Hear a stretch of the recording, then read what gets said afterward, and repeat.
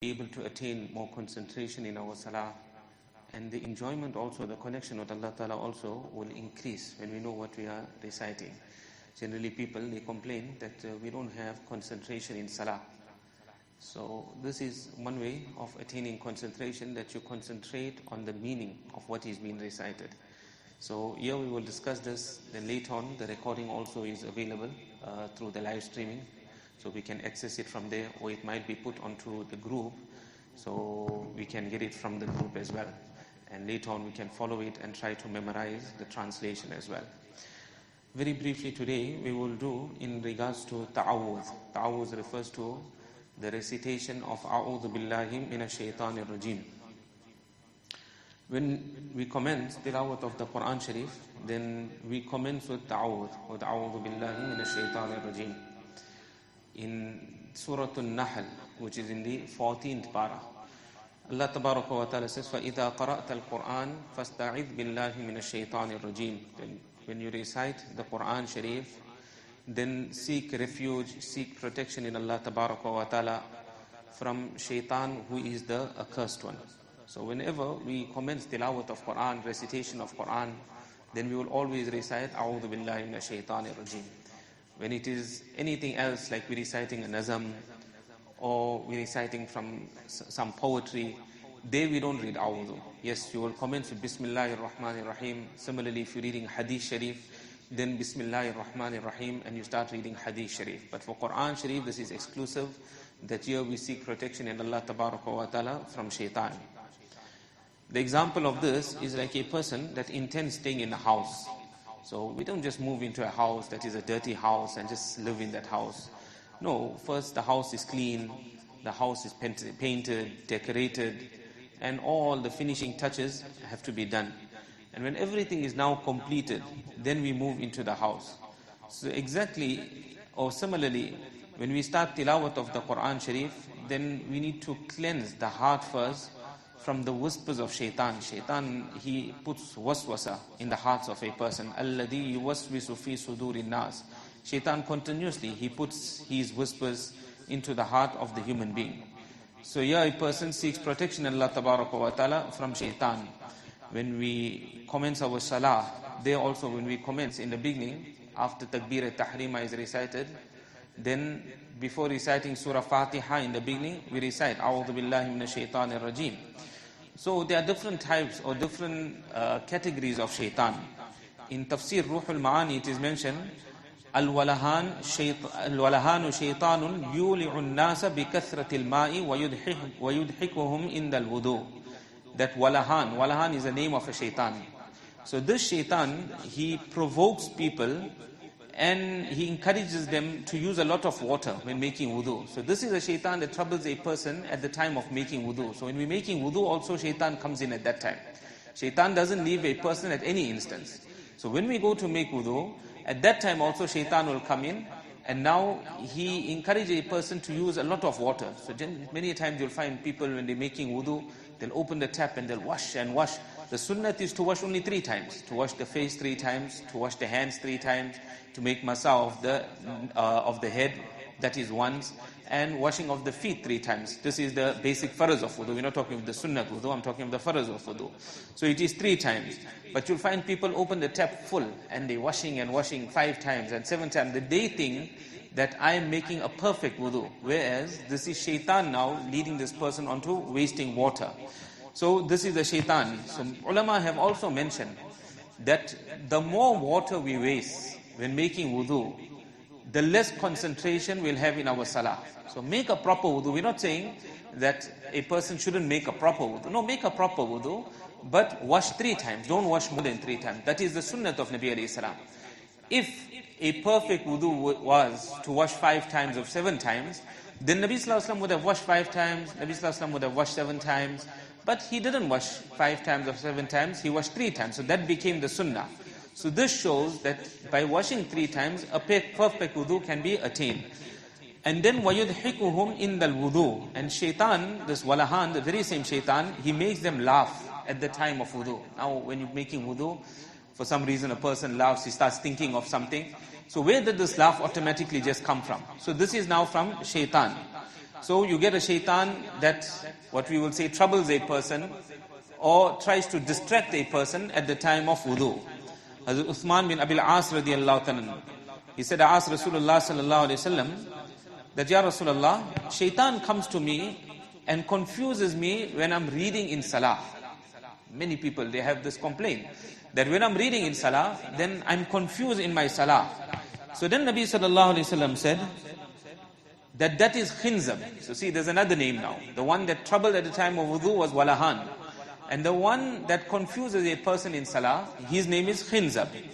So Nabi alayhi salatu wasalam said that when he comes to you, فَإِذَا أَتَاكَ فَخْسِئْهُ, when he comes to you, then drive him away. In other words, when shaitan comes with these thoughts in salah, and he tries to distract you, take your attention away from salah, you drive him away, you push him away. How do you push him away? Like a mother, she took her child and now she went shopping. So as she is shopping, what does the child do? The child now sees the toy aisle and the child runs into the toy aisle.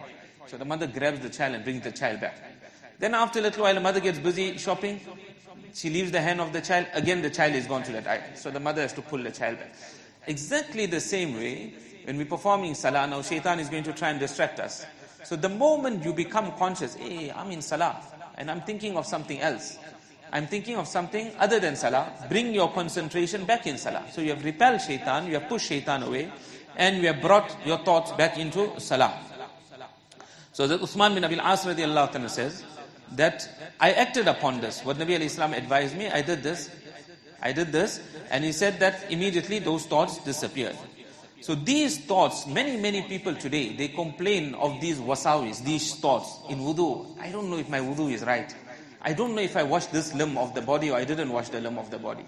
The masla comes in the kitabs of fiqh that you made wudu, and after you completed your wudu, now just the waswasa, just a thought. Now remember, there's a difference between a thought and between certainty. One is yaqeen and one is shak. Yaqeen means there's conviction, there's certainty in something. And shak means that there is a doubt in something. So you made a wudu, and after completing your wudu, now the doubt came in, did I wash my hand or I didn't wash my hand? It's just a doubt, it's at the level of doubt. So you don't entertain that doubt, you continue. You continue, your wudu is intact, your wudu is completed. But if you made wudu, and after completing your wudu, now the thought came to the mind, or rather not a thought, now you have conviction that I haven't washed my hand. I haven't washed my hands, so now there's conviction, there's yaqeen in this. So in this instant, a person will be required to wash the hand. You don't have to repeat the entire wudu, you just go and wash that hand that was left out, and your wudu is complete. So people have these doubts in wudu, that have I washed this limb, have I not washed this limb? How many times did I wash? And they wash and wash and wash 10 times, 11 times, which is israf. Now you're wasting water. For a person is sinful now because he's wasting water. So these doubts come in wudu. The doubts come in ghusl. Many people make ghusl and then they wonder, is there any napaki still left on my body? And then they'll wash that area again and again and again. No, this is from shaitan. People suffer from these wasawis, these thoughts in their salah.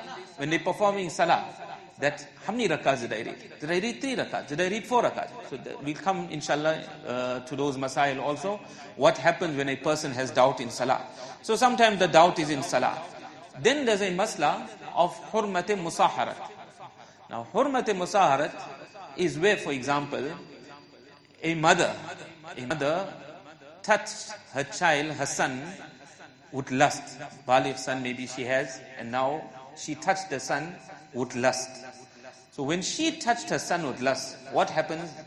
That results in her marriage terminating with her husband because she touched her son with lust. Or if we turn it the other way around, if the son touched the mother with lust, then the nikah between that child's father and mother now terminates.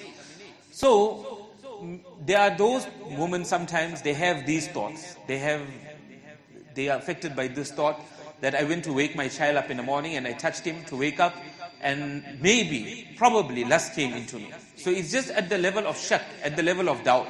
Now this continues working on their mind. Is the nikah between my husband and I valid or not valid? Valid or not valid? So see, shaitan brings these thoughts. Now why do these thoughts come? Because eventually a person becomes depressed. The thoughts is going to lead a person to depression. And when a person becomes depressed, now he's frustrated. He doesn't want to make wudu anymore. Why? Because every time I go to make wudu, did I wash the limb or not? Now I'm washing 10 times and 20 times. Have I performed my salah correctly or not? The thoughts are coming in salah. So what a person does eventually says, no, I don't want to read namaz anymore. I don't want to make wudu anymore. If you're not going to make wudu, you can't perform salah. So the whole objective of shaitan is to stop us from making wudu, from performing salah, making the ibadah of Allah Ta'ala. So see where thoughts lead a person to, where depression will take a person to. So Allah Tabaraka wa Ta'ala save us that these thoughts and these wasawis of shaitan shouldn't affect us so badly. So there are prescriptions that have been mentioned in the Hadith Sharif for this. Although this is not our topic, but we will just go through it very briefly. One solution that has been given is recitation of La hawla wa la quwwata illa billah. Those people that suffer from these thoughts, that you recite La hawla wa la quwwata illa billah continuously, that there is no might and there is no power except the power of Allah Tabaraka wa Ta'ala. There's a lot of explanation to La hawla wa la quwwata illa billah. If Allah Ta'ala gives us the tawfiq one day in the future, then we will discuss this subject matter. So a person reads this, La hawla wa la quwwata illa billah. You keep reciting it. And eventually, these thoughts of shaitan that affect a person, these thoughts will eventually terminate, these thoughts will come to an end. In a Hadith Sharif it comes, Bukhari and Muslim Sharif, لا يزال الناس يتساءلون حتى يقولوا هذا الله خالق كل شيء. That people continuously they question. People continuously question. So many a time the person, they question themselves. Within themselves now they are questioning. They are asking questions within themselves. Hatta yaqulu, until finally the person comes to the point where he says, Haza Allahu khaliqu kulli shay. This is Allah Ta'ala, who is the creator of everything. Allah Ta'ala created the world. So you say that all the buildings that are here, the trees that are here, the mountains that are here, the ocean that is here, the skies, the earth, Allah is the creator of everything. Haza Allahu khaliqu kulli shay. Allah is the creator of everything. But now, shaitan takes it one step further. So what does shaitan do? Shaitan puts the thought in the mind, فَمَنْ خَلَقَ اللَّهِ. If Allah is the creator of everything, that means everything was created in the world. So then who created Allah Ta'ala? And many people, they come with these problems. They say that these are the thoughts that are affecting me. That who now created Allah Tabaraka wa Ta'ala? So the Hadith Sharif gives us the solution to this. And the Hadith says, فَإِذَا وَجَدَ أَحَدُكُمْ ذَلِكَ. That when any one of you find this condition, that you are now asking yourself, who created Allah Tabaraka wa Ta'ala? فَلْيَقُلْ آمَنْتُ بِاللَّهِ. Then at that time just say, I believe in Allah. I believe in Allah Ta'ala. That is sufficient. Amantu billah. Or some hadith, some narrations come, Amantu billahi wa rusuli. Just say, I believe in Allah and I believe in all the Anbiya alayhi salatu. It's very easy to remember. Amantu billahi wa rusuli. Or just Amantu billah. I believe in Allah. These doubts and these thoughts, I'm not interested in. I believe in Allah Ta'ala. Who created Allah, I'm not interested. I'm not going into this subject matter. So in this way, we will repel shaitan. So one is excessive recitation of La hawla wa la quwwata illa billah. The second is that when the thoughts of who created Allah Ta'ala come, then Amantu billah or Amantu billahi wa rasuli. In a Hadith Sharif, in Muslim Sharif, which is an authentic, Bukhari, Muslim, these are authentic books of Hadith. So the Sahaba, they came to Nabi Kareem Sallallahu Alaihi Wasallam. They tell Nabi Sallallahu Alaihi Wasallam, Ya Rasulullah, that we experience such terrible thoughts go through our mind, that these thoughts, we can't bring it onto our tongue. We cannot even explain these thoughts to you. That such terrible thoughts go through our mind. That we fear that probably that we have lost our iman because of these thoughts. So then, Nabi Kareem Sallallahu Alaihi Wasallam said, ذَاكَ سَرِيحُ الْإِيمَانِ. That there's no need for you to worry. That is clear iman. Allah Ta'ala has given you iman. That's an indication of your iman. Why did Nabi Alayhi Salam say, ذَاكَ سَرِيحُ الْإِيمَانِ? Because a person that doesn't have any thoughts, he doesn't experience these wasawis, that is an indication he doesn't have iman. Shaitan doesn't go to a kafir, doesn't put all these thoughts into a kafir, because a kafir doesn't have iman. There's no need to attack the kafir. Like in today's time, Allah save us, when the thieves, they come to steal, they target that home where they assume there's a lot of wealth in here. This is a wealthy person's home. So they'll target that home. Or where they know there's valuables, they will target that home. But somebody that's living in the shack now, he hardly even got a bed to sleep on.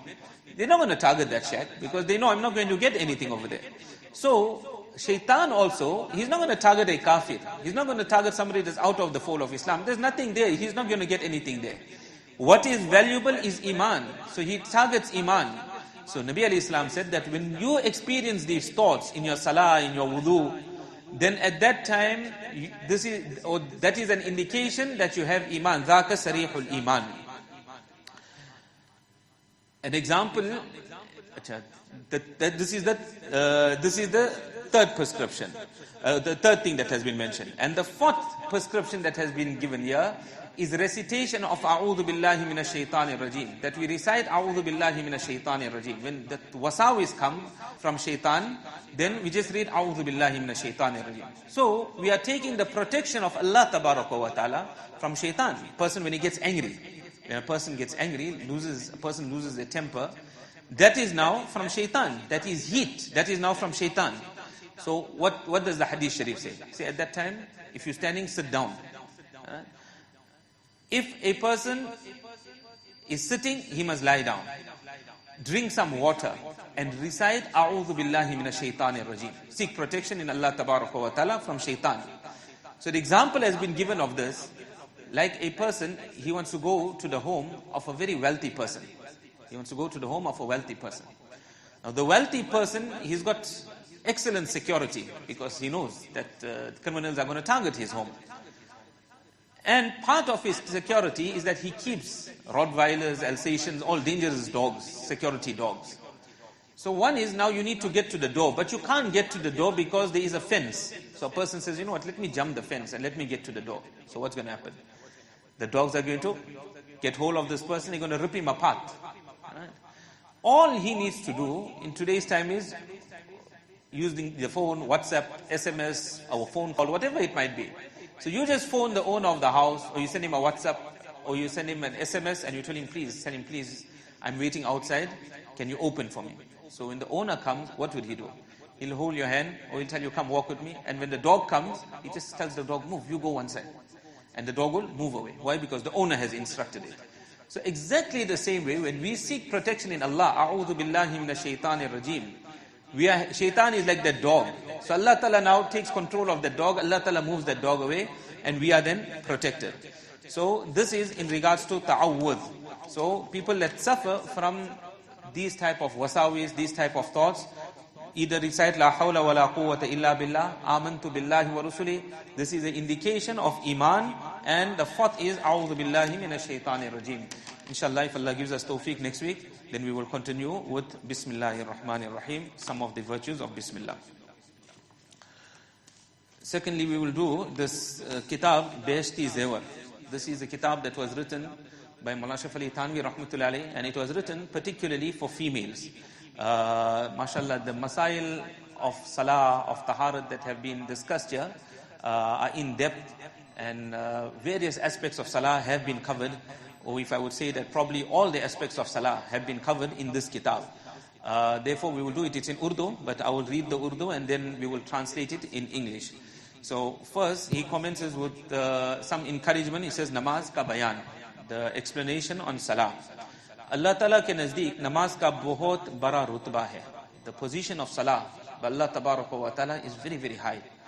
Koi ibadat Allah Ta'ala ke nazdeek namaz se zyada pyari nahi hai. There is no ibadat that is more beloved to Allah Tabaraka wa Ta'ala than the performance of salah. This is most beloved to Allah. That is why 5 times a day we have to perform salah. A male, he must come to the masjid. And he is so fortunate, Allah has opened his home. This is the house of Allah Ta'ala. Allah has opened his home for a male. And the female, the best for her is to perform salah in her room and in the darkest portion of her room. The greater reward is when she performs a salah in the darkest portion of her room, that there is more seclusion here, there is more parda that is here. Even the females that go Makkah Sharif, Medina Sharif. Many times they think that the virtue for them, it is greater virtue for them to go to the haram and perform salah. No. They shouldn't go to the haram and perform the salah. The reward for them is greater when they perform the salah in the room. So in the darkest portion of your hotel room, you perform your salah. You got a lounge and you got a bedroom. So a female shouldn't even read in the lounge. She must read in the bedroom and the darkest portion of the bedroom. Yes, the reward that has been mentioned in the Hadith Sharif, that in Makkah Sharif there is a reward for going to the Haram, and Medina Sharif there is a reward for going to the Haram, for performance of Salah. That reward is for the males. The female, she gets her reward in her room. Yes, for her tawaf, she can go for a tawaf. Or Medina Sharif, she goes to recite Durood and Salam, Salawat upon Nabi sallallahu alayhi wa sallam, and Hazrat Abu Bakr radiallahu ta'ala, Hazrat Umar radiallahu ta'ala. No problem, by all means. But for your Salah, you remain in your home. Allah Ta'ala ne apne bando par 5 waqt ki namaze farz kar di hai. Allah Ta'ala has made 5-time namaz compulsory upon his servant. उनके पढ़ने का बड़ा सवाब है, उनके और उनके छोड़ देने से बड़ा गुनाह होता है. By performing your salah, the reward is very, very great. A lot of reward for performing salah. And for omitting and missing out salah, the sin and the gunaah also is very, very great. If a person misses out 2 salah without a valid excuse, he has reached the doors of kabair. Some narrations come, al-jafa'u kullu al-jafa' wal-kufru wal-nifaq. It is the height of arrogance. It is kufr. It is disbelief. It is hypocrisy. It is nifaq. Man sami'a munadi Allah yunadi ila salah. That a person hears the muaddin calling to salah. It's time for namaz, now read your namaz. And today in our homes we have the receiver. So every home we can hear the muaddin calling us towards salah. Fala yujibu, and he doesn't respond to the muaddin, meaning he doesn't perform his salah. That is the height of arrogance. It is kufr, it is nifaq. So leaving out salah is a great guna, but for performing salah there's great, great rewards that have been mentioned. Hadith Sharif में आया है कि जो कोई अच्छी तरह से वुजू क्या करे और खूब दिल लगाकर अच्छी तरह नमाज पढ़ा करे. In the Hadith Sharif it is mentioned that a person that performs a perfect wudu and with concentration performs a salah, क़ियामत के दिन अल्लाह ताला इनके छोटे-छोटे गुनाह सब बख्श देगा और जन्नत देगा. Then on the day of Qiyamah, Allah will forgive all the minor sins and Allah tabaraka wa ta'ala will bless a person with jannat. और Huzur sallallahu alaihi wasallam ने फरमाया, Nabi sallallahu alaihi wasallam said, namaz deen का सुतून है. That namaz is a pillar of deen. So जिसने नमाज को अच्छी तरह पढ़ा, इसने दीन को ठीक रखा. A person that performs his salah properly, he has taken care of his deen. If you took care of namaz, your deen is taken care of. और जिसने इस सुतून को गिरा दिया, यानी नमाज न पढ़ी, and a person that destroyed this pillar, he didn't care about his namaz. Sometimes he read namaz, sometimes he didn't read namaz. इसने दीन बर्बाद कर दिया. This person has destroyed deen. So protection of namaz is protection of our deen. और हज़रत सल्लल्लाहु अलैहि वसल्लम ने फरमाया कि क़ियामत में सबसे पहले नमाज ही की पूछ होगी. It is mentioned, Nabi sallallahu alaihi wasallam said that on the day of Qiyamah, the first thing that we are going to be questioned about will be our salah. أول ما يحاسب به العبد يوم القيامة الصلاة. The first thing we're going to be questioned is your salah. और नमाजियों के हाथ और पाँव और मुंह क़ियामत में आफ़ताब की तरह चमकते होंगे. And on the day of Qiyamah, the hands, the feet and the face of a person that performed her salah will be shining. और बेनमाजी इस दौलत से mahrum रहेंगे. And a person that doesn't perform salah, sometimes they miss, sometimes they read, they will be deprived of this. What is meant by performing salah? That a person is punctual 5 times a day. Person performs all the salah. Not that a person reads sometimes, person misses out sometimes. No, all the time a person performs salah. और हज़रत सल्लल्लाहु अलैहि वसल्लम ने फरमाया कि नमाजियों का हशर क़ियामत के दिन नबियों और शहीदों और वलियों के साथ होगा. Nabi sallallahu alaihi wasallam said that on the day of Qiyamah, a namazi, a person that performs salah, will be resurrected with the Anbiya alayhi salatu wasalam, with the martyrs and the great saints, the awliya, the friends of Allah tabaraka wa ta'ala. So on namaz, we are now being joined to Anbiya alayhi salam. We can't come close to a Nabi of Allah.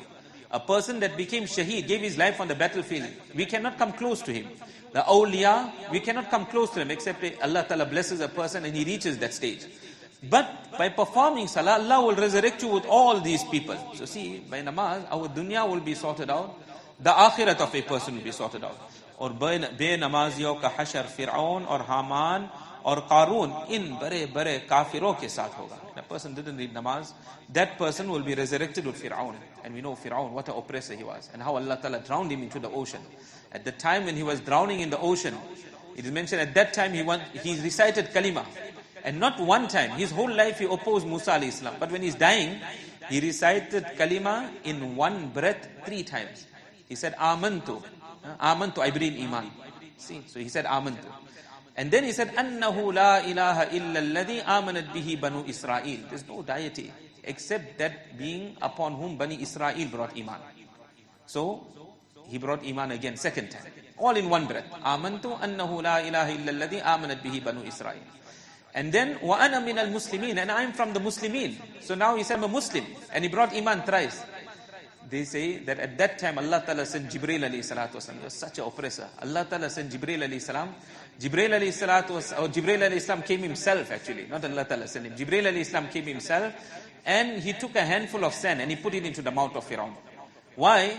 It shouldn't happen that Allah Ta'ala forgives him now also. Allah Ta'ala accepts his Iman. Allah is so kind. Allah is so merciful. That the greatest oppressor, Allah can accept his Iman now also when he's drowning. So he put that sand into his mouth. That Allah Ta'ala mustn't accept his Iman. So, on the day of Qiyamah, a person that didn't read namaz, he will be with Fir'aun. And who wants to be with Fir'aun? Haman, who was the minister of Fir'aun. Who was the minister of Fir'aun? People will be with Haman. And Qarun. Qarun was a miserly person. And eventually Allah Ta'ala says, فَخَسَفْنَا بِهِ وَبِدَارِهِ الْأَرْضِ. We drowned him and his house into the earth. He was drowned. The earth grabbed him. There's an incident. How he had worked against Musa alayhi salam and Musa alayhi salam cursed him. And then he drowned into the earth. So a person will be with all these kafir. These are senior kuffar. A person that didn't read namaz, he will be resurrected with them. Allah Ta'ala protect us. Allah protect our families. Isliye namaz parna bahut zaruri hai. It's very, very necessary that a person perform salah. Or na parne se deen or dunya dono ka bahut nuksan hota hai. By not performing salah, the deen of a person is affected.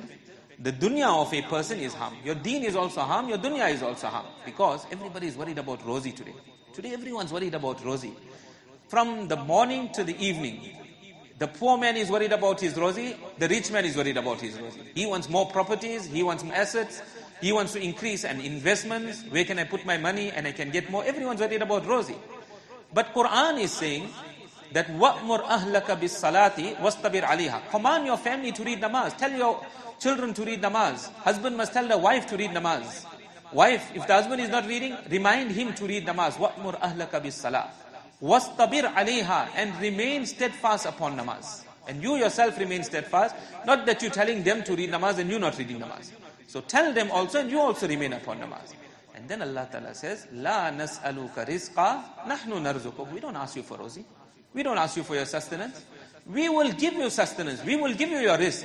So on namaz, there's guarantee of Rozi. Somebody is not reading namaz. He's got problem with his. Tell him 5 times a day. Go to the masjid and perform your salah in the masjid. See how Allah Ta'ala will open the doors of risk for you. Inna Allah huwa razzaq. Allah Ta'ala is the one that is a sustainer. Allah will sustain us. In the hadith sharif it comes, لَوْ أَنَّكُمْ تَتَوَكَّلُونَ عَلَى اللَّهِ حَقَّ تَوَكُّلِهِ. A person, if you put your trust in Allah, in the manner you're supposed to put your trust in Allah, لَرَزَقَكُمْ كَمَا يَرْزُقُ الطَّيْرِ. Allah will give you risk and sustenance like He gives a bird. Like He gives a bird. تَغْدُو خِمَاسًا وَتَرُوحُ بِطَانًا. When that bird leaves the home in the morning, when it comes out of its nest in the morning, the stomach of that bird is empty. Now which mall does that bird go to? Which shopping center? Which shop? Which business? Which profession? Which office to go and earn risk? Nothing. Nothing. No occupation. تَغْدُو خِمَاسًا. Empty stomach it leaves the nest. وَتَرُوحُ بِطَانًا. But when it comes back in the evening, it comes with a full stomach. It's eaten enough for the day. And now next morning it goes out again empty stomach, eats and comes back full stomach. Every day Allah Ta'ala takes care of that bird.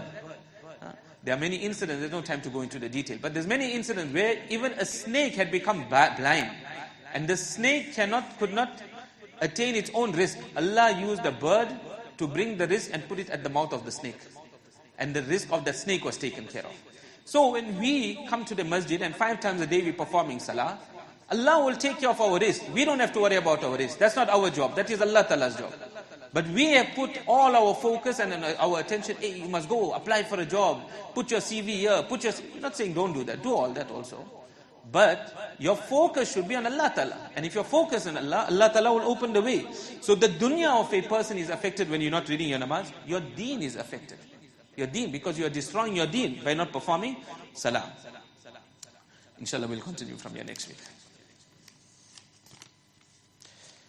The next kitab that we will do, we'll just do every week, just a few sunnats, inshallah. In the sunnat of Nabi Kareem sallallahu alayhi wa sallam, there is a lot of barakah, there is a lot of blessings in the Mubarak Sunnah of Nabi Sallallahu Alaihi Wasallam. And it might seem outwardly to many people that, today is not the time to act on Sunnah, because this was in the time of Nabi Sallallahu Alaihi Wasallam. We have to live according to the times. But actually this Sunnah will bring all the blessings, all the happiness, which people are crying and complaining about. No happiness in a home, quarrels, problems, husband and wife, parents and children, no sukoon, no chain in the home.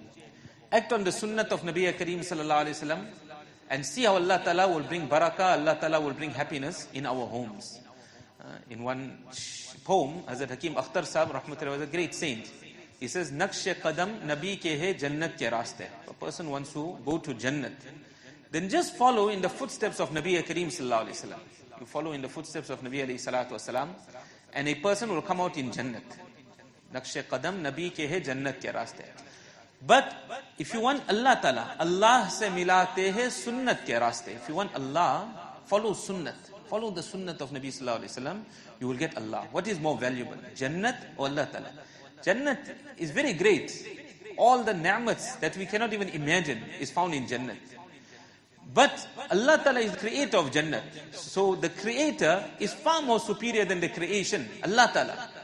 And for a person to get Jannat, we have to live in this world. We have to go through that 50 years, 60 years, 70 years, some less, some more. You live your life. And after living the life, then a person goes into the qabr. And we don't know how many years a person will remain in the qabr. There are people for thousands of years that they're in the qabr. So a person can remain thousands of years in the qabr. And then we will come out of the qabr tomorrow when it's the day of Qiyamah. So when we will come out, then is Hisab Kitab. We have to answer to Allah Ta'ala. And that's a terrifying day. That is a fearful day. And then we have to pass the bridge of Sirat. And then finally a person will enter into Jannah. So see what a long wait it is for a person to enter into Jannat. Right. So Jannat is credit and Allah Ta'ala is cash. If a person comes onto Sunnah, a person lives a life in accordance to the Sunnah which Nabi Alayhi Salatu Wasalam had lived, then you will get Allah Ta'ala in this world immediately. And if you got Allah, ek tu mera to har shay meri. Wallah, if you are mine, then everything is mine. Everything will become yours. You'll see your family will become yours. Your neighbors will become yours. Whatever work you do, there'll be blessings in that work. Ek tu mera har shay meri. Ek tu mera to har shay meri. If you are mine, everything is mine. Zameen meri, falak mera. The earth is mine, the heavens are also mine. Ek tu nahi mera to koi shay nahi meri. Allah, if you are not mine, then nothing is mine. You can be driving the best car, but you're in depression. And you're taking tablets. Why? Antidepressants. But you're driving the best car on the market. You got a mashallah mansion home. You say, I'd rather go live in the shack. With that, the people in the shack got more happiness than what I have over here. Why? Allah Ta'ala is missing. When Allah Ta'ala is missing, there's no happiness. That is the problem today. The world, they've got all the material things, but there's no happiness in the home. There's no sukoon in the home. All this will come when Allah Ta'ala will come into our lives. And one way of bringing Allah Ta'ala into our lives, bringing the Sunnah of Nabi Kareem Sallallahu Alaihi Wasallam into our lives, everything will be sorted out. Sultan Mahmud Ghaznavi Rahmatullah Alayhi was a great king. So there was one poor person, slave that came to the door of Sultan Mahmud Ghaznavi Rahmatullah Alayhi. So he employed him and he brought him in as his servant, as his slave. Ayaz, his name was Ayaz. So this young man Ayaz, he had excellent qualities in him. And today, again, everything is on the material things of the world. It's not on the qualities. Whereas the most valuable commodity is qualities that a person has within him. So Ayaz was a man of qualities. So within a short period of time, he became the beloved of the king. When he became the beloved of the king, all the other ministers and those that were working, the other slaves, the workers that were in the palace, they all became jealous of Ayaz. So the king wanted to show them what is the position of Ayaz. So one day the king, he took out a portion of all the wealth that he had. The gold, the emeralds, the pearls, all this, he took it out and he laid it out. So he said, today, whatever you put your hands onto, that will belong to you. He made an announcement, whatever you put your hand, whatever you can grab today, that will belong to you. So we can imagine how everyone started running wild in the palace of the king, trying to grab as much as they could. So Ayaz, he just stood still. He stood still. So the king asked him, he said, Ayaz, have you not heard my command? He said, King, what is your command? So the king said that I said, whatever you put your hand onto, it will belong to you. So he asked the king, he said, are you sure about what you are saying? So the king said, 100%. I'm 100% positive about what I'm saying. Whatever you place your hand onto, that will belong to you. So Ayaz stood up, he went to the king, and he put his hand on the head of the king. He said, all this that you have taken out today, all these jewels, and all these possessions, this is just a minor fraction of what you own. What you have got hidden and stored in the vaults is far more than this. If I have got you, then I've got all that. So he put his hand on the head of the king. So see, exactly the same way. Ek tu mera to har shay meri. Allah, if you are mine, everything is mine. The heavens, the earth, everything become mine because you got Allah tabaraka wa ta'ala on your side. But if Allah is not there, then all this you can have, but you'll still live that life of misery, a difficult life. One day, this Ayaz, I'll just mention one more incident that comes to my mind. The same Ayaz, so the king got a report. The ministers reported that he's stealing. So the king said, can't be, this man can't be stealing. But anyway, they said, let's set him up. So they set him up. So 2 o'clock in the morning, 3 o'clock in the morning, he will come and he will open the vaults and he will go in. So now they are watching, what does he do? So when he came to the palace of the king, he was wearing torn and tattered clothes. Poor man, torn and tattered clothes. And today, he's wearing the royal garb and he is serving the king. So every night, 2, 3 in the morning, he would come, he will take out the royal garb and he kept the torn and tattered clothes, he would put that on and he will remind himself, he'll say, Ayaz, don't forget who you are. Don't be deceived by the royal clothing that you are wearing today. Don't forget what your reality was. How many people, when they started off in life, what did they have? Nothing. And when Allah Ta'ala blesses, we forget the days how we had started. When I hardly had a proper stove in my house, maybe I was using a paraffin stove, maybe I was using a gas stove, and today Allah Ta'ala has given me a 5-star kitchen. So we shouldn't forget those days. Make shukr for the ni'mats of Allah Tabaraka wa Ta'ala. That person that did me one favor, maybe 30, 40 years ago, and through that I've come up in life.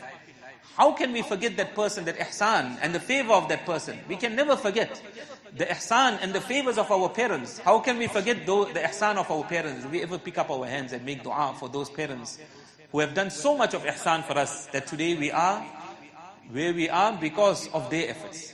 Who taught us Bismillah, who taught us Kalima. Before we went to the Maktab and the Madrasa, the first Madrasa was in our homes. So all these are people that we should at least make dua. Many of them are in the qabr. Are we reciting at least 3 times Surah Ikhlas and passing the reward over? When we pass the Qabristan, do we even recite Surah Ikhlas? There were those Buzurgs, when they went to certain towns, when they entered, although that was not their hometown, they were traveling. The first thing they'll say, 3 times Surah Ikhlas. Qul huwallahu ahad.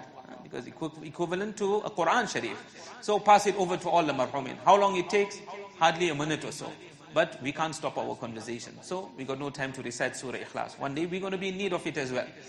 So following the sunnat of Nabi Kareem Sallallahu Alaihi Wasallam will take us to Allah Ta'ala. This is what Quran says. قُلْ إِن كُنْتُمْ تُحِبُّونَ اللَّهِ. Say to them, O Rasulullah Sallallahu Alaihi Wasallam, if you love Allah Ta'ala, فَاتَّبِعُونِي, follow me, follow Nabi Alayhi Salatu Wasallam. يُحْبِبْكُمُ اللَّهِ, Allah will love you, Allah will forgive you. So in sunnat, we will become the beloved of Allah. Our gunas will be forgiven by following the sunnahs of Nabi Kareem Sallallahu Alaihi Wasallam. Inshallah, we will continue with the kitab of sunnahs also next week.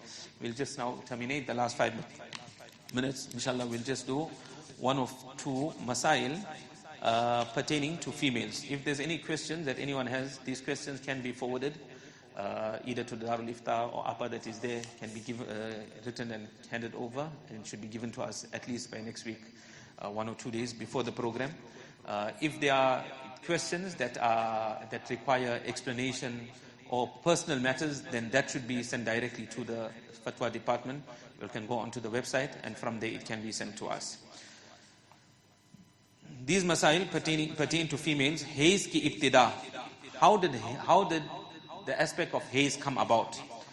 Hazrat Ibn Abbas radiyallahu anhu se sahi sanad se marwi hai कि hedge की इब्तिदा हजरत हवा को इस वक्त हुई जबकि इनको जन्नत से उतारा गया. And Hazrat Hawa alayhi salatu wasalam, when she and Adam alayhi salatu wasalam were removed from Jannat, because they ate from the forbidden tree. So it is from that point that Hazrat Hawa alayhi salatu wasalam, she began experiencing haze. So the first haze started when they were removed from Jannat. In Jannat, there was no menstrual cycle. Hadith Pak mein ye bhi aata hai कि अल्लाह ताला ने hedge को हज़रत आदम अलैहिस्सलातु वस्सलाम की बेटियों पर मुसल्लत फरमाया है. Some narrations come that it started with the daughters of Hazrat Adam अलैहिस्सलातु वस्सलाम. They began experiencing a menstrual cycle. और बाज़ सलफ का ख्याल यह भी है कि सबसे पहले हेज बनी इसराइल में रुनुमा हुआ. And some of the pious predecessors they hold the opinion that it had commenced in the Bani Israel. So what does it mean now that haze commenced in the Bani Israel? So he explains this in Baaz Salaf ka qawl ka shayad matlab ye hai, that perhaps this is the meaning of what some of these pious predecessors state, कि सबसे पहले haze का ahkam Bani Israel पर आए, that the laws of menstrual cycles, there are laws pertaining to menstrual cycle. What is the tuhur period? What is the haze period? What is istihaza? These are all laws. So the first laws pertaining to the menstrual cycle, this was revealed upon Bani Israel. This is perhaps the meaning that is intended when they say that the menstrual cycle started in the Bani Israel. चुनांचे हज़रत अब्दुल्ला बिन मसूद रज़ियल्लाहु ताला अन्हु से अब्दुल रज़्ज़ाक़ रिवायत करते हैं. मुसन्नफ Abdul Razzaq is a kitab of hadith. So the author Abdul Razzaq rahimahullah, he brings a narration of Abdullah bin Mas'ud radiyallahu ta'ala कि बनी इसराइल के मर्द व औरत यकजा नमाज अदा करते थे. That in the Bani Israel, the males and the females, they used to read namaz together. They used to perform their salah together. इसी में मर्द व औरत आपस में ताल्लुकात कायम कर लेते थे. What was the consequence and result of this? That the males and the females used to now establish a relationship. So see, a haram relationship was established when the males and the females performed their salah together, they came for salah together. That is why females are not permitted to come to the masjid. Females are not permitted to go to the qabristan. Females do not come for Jumu'ah. Females do not go for the Eid salah. Because this will result in so much of fitna in the ummah. See what happened to the Bani Israel. Hadith says that this ummah will follow Bani Israel footstep by footstep to such an extent that if there was a person in the Bani Israel, Allah save us, that he got involved in incest with his mother, then a person in this ummah will get involved in the sin of incest with his mother as well. Meaning we will follow Bani Israel step by step. In everything that they done, we will also follow them. So, when Bani Israel made this mistake, when the men and women performed salah together, then a lot of haram took place. So we cannot make the same error. That is why females, you read your namaz at home. The males, you read your namaz in the masjid. Allah Ta'ala ne औरतों पर hedge की वजह से पाबंदी लगा दी. Allah Ta'ala now put restriction on the woman because of haze. इनको masjid में आने से रोक दिया. They are now prevented from coming to the masjid. Because when you're experiencing menstrual cycle, you can't touch the Quran, you can't read the Quran Sharif, you can't come to the masjid, you can't enter Baytullah Sharif, you can't make tawaf of Baytullah. All these restrictions come in because a female is now experiencing a menstrual cycle. Nowadays they're having this open day for the masajid. So they invite them, that no, we need to invite the people, let them see the masjid and let them come into the fold of Islam. Now males are coming, females are coming, non-Muslims they are, many of them are not even pak, they're in the state of napaki, females in the menstrual cycle and they're now coming into the masjid. How can this ever be acceptable? ये रोक देना सजा की वजह से नहीं बल्कि हिकमत की वजह से है. This preventing them from coming to the masjid was not as a punishment for the Bani Israel. Don't understand it as a punishment. But there was great wisdom of Allah Tabaraka wa Ta'ala. Why Allah Tabaraka wa Ta'ala prevented them from coming to the masjid. We'll do one more masla. Dawai ki istemal se aane wale khun ka hukam. That the bleeding that is experienced because of using medication. Kisi औरत ने कोई दवा इस्तेमाल की. A woman, she used some medication. इसकी वजह से खून जारी हो गया. Now, because of this medication, she started bleeding. तो क्या यह खून हेज के हुक्म में है? The question is this bleeding considered as haze? Hedge के जमाने के अलावा किसी दवा के इस्तेमाल से खून आ जाए तो वो हेज नहीं. If a woman experiences bleeding in other than the days of haze, then it will not be considered as haze even though she had used the medication and because of this she experienced bleeding in other than the days of haze, then that will not be considered as haze. But obviously, there are rulings here. Say, for example, a female, her haze came to an end. Right? She had used the medication at whichever time and her haze came to an end. But then, after a period of 15 days, which is called tuhre tam, a tuhre tam, after 15 clean days, probably because of the medication, after 15 clean days, she experienced bleeding. So will we say that this is still not yet her time of haze, because she normally experiences 20 clean days, and then she experiences a haze. So after 15 days, she experienced bleeding, so this is not haze. No.